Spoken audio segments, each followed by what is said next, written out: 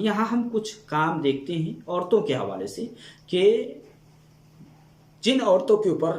لعنت برستی ہے، لعنت کی گئی ہے۔ ایک حدیث ابھی عبداللہ بن عباس رضی اللہ تعالیٰ عنہما کی صحیح بخاری کی کہ جس میں بتلایا گیا ہے کہ نبی صلی اللہ علیہ وسلم نے لعنت کی ہے، لعن رسول اللہ صلی اللہ علیہ وسلم المتشبہین من الرجال بالنساء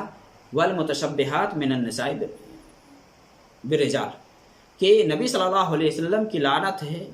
ان مردوں پر جو عورتوں سے مشابہت اختیار کرتی ہیں اور ان عورتوں پر جو مردوں سے مشابہت اختیار کرتی ہیں۔ تو جن عورتوں پر لعنت کی گئی ہے ان میں سے ایک عورت وہ ہے کہ جو مردوں سے مشابہت اختیار کرتی ہیں، ان عورتوں پر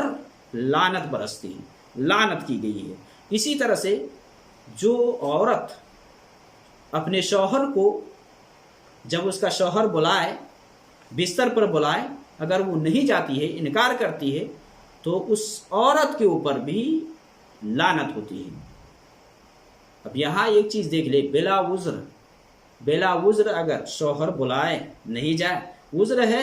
ایسی صورت میں اگر شوہر بستر پہ بلاتا ہے تو ظاہر سی بات ہے کہ ایسی صورت میں شوہر کے لیے حلال نہیں۔ مالک ایک بیوی ہے حالت حیض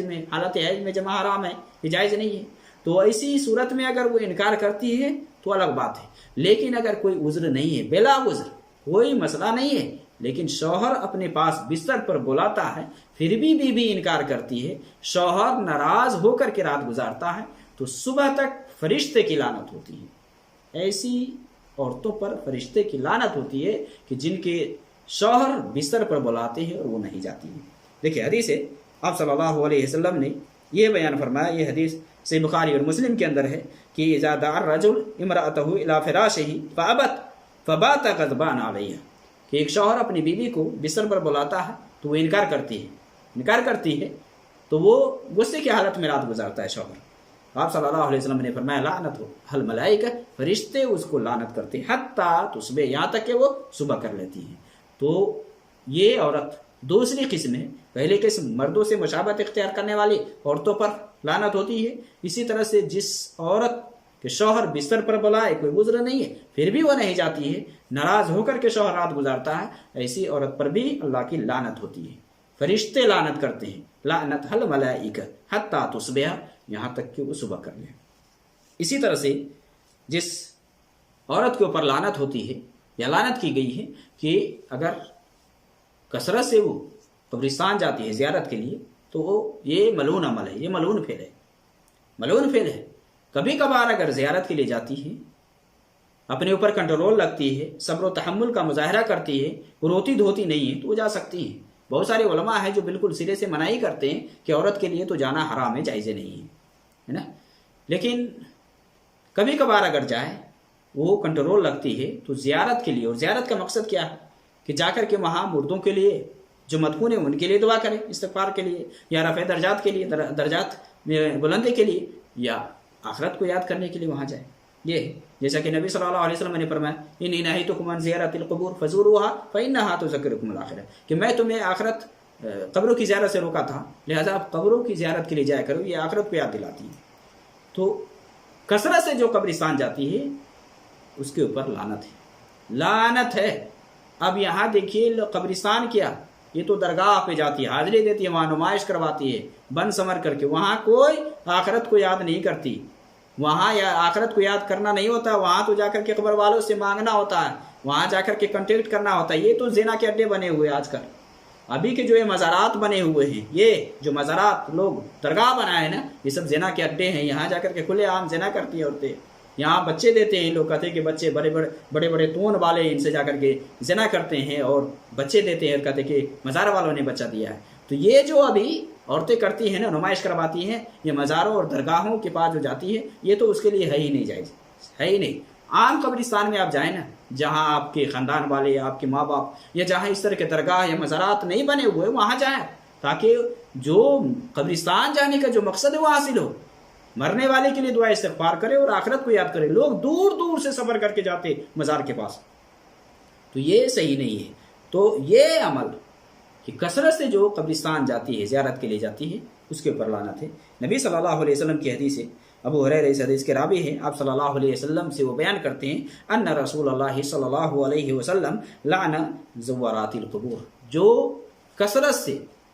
قبرستان جاتی ہے، زیارت کے لیے جاتی ہے، اس کے اوپر لعنت ہے۔ تو یہ بھی ایک قسم ہے عورتوں کی وہ کہ جن کے اوپر لعنت کی گئی ہے۔ اسی طرح سے جس کے اوپر لعنت کی گئی ہے وہ عورت ہے کہ جب کوئی مصیبت، کوئی پریشانی آتی ہے تو چہرے کو نوچتی ہے، گریبان چاک کرتی ہے، اور اسی طرح سے موت کو بلاتی ہے، واویلا کرتی ہے، جیسا کہ ابو امامہ رضی اللہ تعالیٰ عنہ سے حدیث ہے، نبی صلی اللہ علیہ وسلم نے فرمایا، ابن ماجہ کی حدیث ہے اور شیخ البانی نے اس کو صحیح کہا، جس میں ہے کہ ابو امامہ وہ بیان کرتے ہیں نبی صلی اللہ علیہ وسلم کے بارے میں، آپ نے فرمایا لعن الخامشۃ وجہہا، یعنی جو اپنے چہرہ کو نوچتی ہے نا، اس عورت کے اوپر آپ نے لعنت کی ہے۔ اسی طرح سے وشاقۃ جیبہا، جو گریبان چاک کرتی ہے اس کے اوپر بھی لعنت ہے۔ وداعیۃ بالویل والثبور، جو ہلاکت و تباہی کا وویلا مچاتی ہے اس کے اوپر بھی لعنت ہے۔ گویا کہ اس طرح سے جو یہ نوحہ کر کے اور نوچتی پھاڑتی ہے نا، یہ سب کرتی ہے نا، اس سب کے اوپر لعنت ہے، ایسی عورتوں کے اوپر لعنت ہے۔ اسی طرح سے جن عورتوں پر لعنت کے سلسلے میں ذکر ملتا ہے وہ ہے کہ جو عورت گودنا گودتی ہے، گدواتی ہے، یا مان لے بال اکھڑواتی ہے، چہرے کے جو بال ہیں نا، بال اکھڑواتی ہے یا اکھاڑتی ہے، اسی طرح سے جو مصنوعی بال لگواتی ہیں ان عورتوں کے اوپر بھی لعنت کی گئی ہے، جیسا کہ نبی صلی اللہ علیہ وسلم کی حدیث صحیح بخاری اور مسلم کے اندر ہے، جس میں عبداللہ بن مسعود رضی اللہ تعالیٰ عنہما بیان فرماتے ہیں لعن اللہ الواشمات والموتشمات، کہ اللہ نے لعنت کی ہے گودنے والیوں اور گدوانے والیوں پر، والمتنمسات، جو چہرے کے بال اکھڑواتی ہے نا اس کے اوپر بھی لعنت ہے۔ اسی طرح سے والمتفلجات، دانت کے اندر کشادہ کرواتی ہیں خوبصورتی لانے کے لیے، للحسن، تو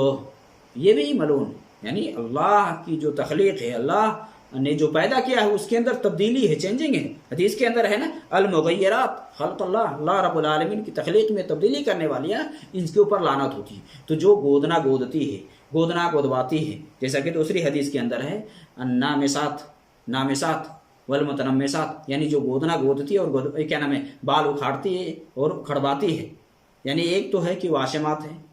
متنمسات متشمات ہے، یعنی گودنا گودنے والی، گودنا گدوانے والی، اسی طرح سے نامسات بال اکھاڑنے والی، اسی طرح سے متنمسات اکھڑوانے والی، اسی طرح سے دانت کے اندر کشادہ کرنے والی، جو فاصلہ دلواتی خوبصورتی کے لیے، ان سب کے اوپر لعنت ہے۔ اسی طرح سے نبی صلی اللہ علیہ وسلم کی حدیث ہے، آپ صلی اللہ علیہ وسلم نے فرمایا کہ اللہ کی لعنت ہے جو بال جوڑتی ہے اور جوڑواتی ہے، مصنوعی بال لگواتی ہے، بہت ساری ہے، جیسا کہ حدیث بخاری کے اندر ہے کہ آپ صلی اللہ علیہ وسلم نے فرمایا لعن اللہ الواصلہ والمستوصلہ، کہ جو بال جوڑتی ہے اور جوڑواتی ہے ان کے اوپر اللہ کی لعنت ہے۔